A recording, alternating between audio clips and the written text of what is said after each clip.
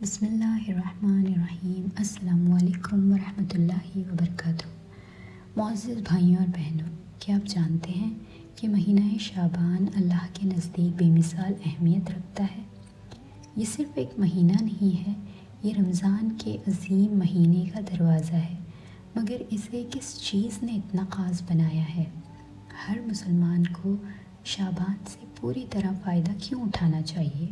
ہمارے ساتھ جڑے رہیے تاکہ ہم اس مہینے کی قدرتوں اور برکتوں کو قرآن اور حدیث کے حوالے سے سمجھ سکیں۔ اس موقع کو اپنے ہاتھ سے جانے نہ دیں اور اللہ کے قریب آنے کا یہ بے مثال موقع نہ چھوڑیں۔ اسلامی کیلنڈر کا 8واں مہینہ شعبان ہے، جو رمضان کے مبارک مہینے سے پہلے آتا ہے۔ یہ اس لیے اہمیت رکھتا ہے کیونکہ یہ مسلمانوں کو رمضان کے روزہ اور عبادت کے لیے روحانی طور پر تیار ہونے کا وقت دیتا ہے۔ شعبان میں مسلمان زیادہ نمازیں، روزے رکھیں اور عبادت کے ذریعے اپنے آپ کو پاک کرتے ہیں اور اللہ کے ساتھ اپنے رشتے کو مضبوط کرتے ہیں۔ یہ مہینہ ایک یاد دہانی ہے کہ رمضان کے مقدس مہینے کے لیے نفسیاتی اور جسمانی طور پر تیار ہو جائیں۔ شعبان صرف اسلامی کیلنڈر کا 8واں مہینہ نہیں ہے، یہ وہ مہینہ ہے جو ہمیں رمضان روزہ رکھنے کا سب سے عظیم مہینے کے لیے تیار کرتا ہے۔ مگر کیا آپ جانتے ہیں کہ اس مہینے میں خاص برکتیں ہیں جو ہماری روحانی تربیت میں مدد دیتی ہیں؟ شعبان رمضان کے لیے روحانی تیاری کا مہینہ ہے، جو مسلمانوں کو ذہنی اور جسمانی طور پر روزے کی تیاری کے مواقع فراہم کرتا ہے۔ شعبان کے دوران مومن عبادات میں اضافہ کرتے ہیں، جیسے روزہ رکھنا، نماز پڑھنا اور معافی مانگنا۔ یہ روح کو صاف کرنے میں مدد دیتا ہے اور رمضان کے مقدس مہینے میں نظم و ضبط برقرار رکھنے کے عزم کو مضبوط کرتا ہے۔ شعبان ایک موقع بھی فراہم کرتا ہے تاکہ انسان اپنے اعمال پر غور کریں، روحانی مقاصد طے کریں اور اللہ کے ساتھ گہرا تعلق قائم کریں، جس سے رمضان کی برکتوں کو مکمل طور پر گلے لگانا آسان ہوتا ہے۔ سورہ بقرہ میں اللہ نے فرمایا کہ روزہ رکھنے کی اہمیت کو اور اس کی اہمیت کو ذکر کیا ہے، مگر شعبان ایک طرح سے رمضان کے لیے تیاری کا مہینہ ہے۔ یہ مہینہ ہماری روح کو صاف کرنے اور جسم کو رمضان کے لیے تیار کرنے کا ذریعہ ہے۔ شعبان کی برکتیں ہمیں اللہ کے قریب لانے میں موقع دیتی ہیں۔ حضرت عائشہ رضی اللہ عنہا سے روایت ہے کہ نبی کریم صلی اللہ علیہ وسلم نے شعبان کی 15ویں رات کو عبادت میں گزارنے اور دن میں روزہ رکھنے کی ترغیب دی۔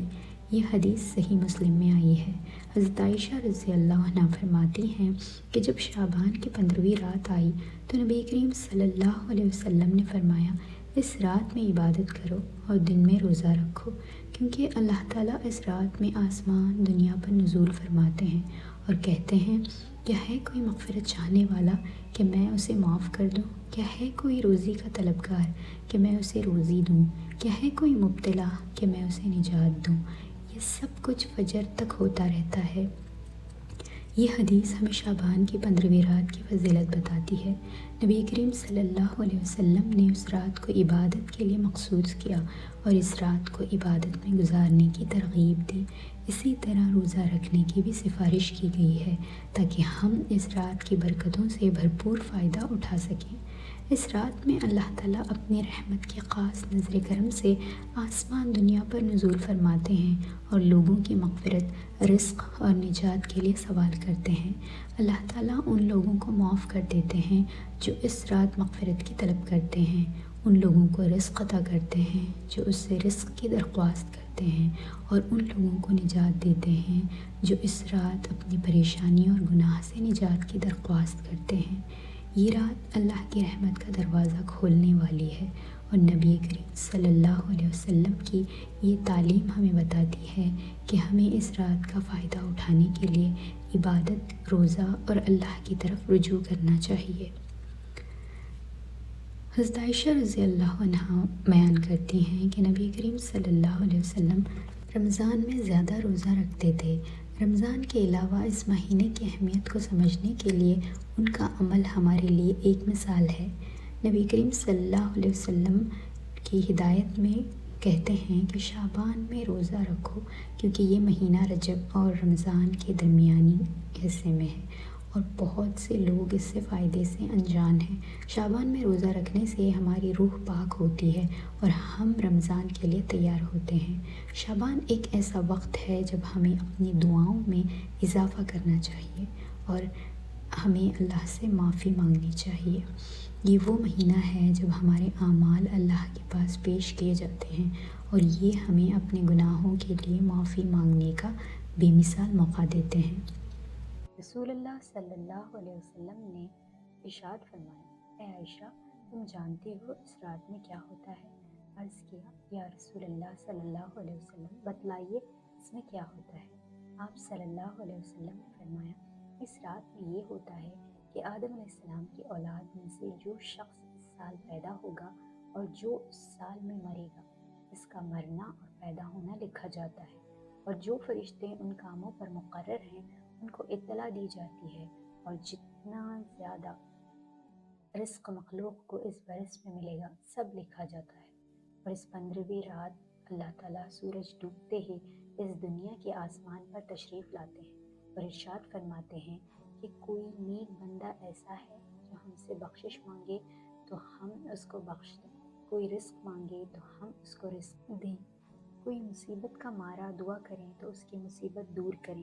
اسی طرح صبح ہونے تک ارشاد فرماتے ہیں، بس بندوں کو چاہیے کہ اس رات میں خوب عبادت کریں اور اپنے گناہوں کی معافی مانگیں اور 15ویں تاریخ کو روزہ رکھیں، اور اللہ تعالیٰ اس رات میں اپنی مہربانی سے بے شمار بندوں کو بخشتا ہے، مگر کافر، مشرک، کینہ رکھنے والے کو اور قاتل کو نہیں بخشتا۔